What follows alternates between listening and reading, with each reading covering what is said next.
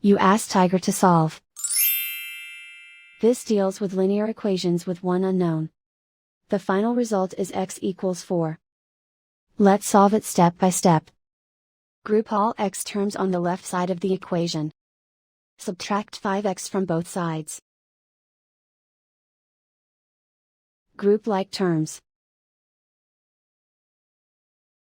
Simplify the arithmetic. Group like terms. Simplify the arithmetic. Group all constants on the right side of the equation.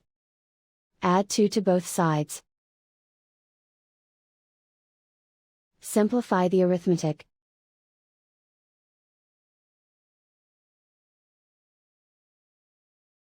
Isolate the x. Divide both sides by 3. Simplify the fraction. Find the greatest common factor of the numerator and denominator.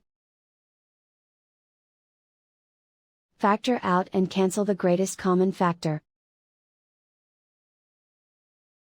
And so the final result is x equals 4.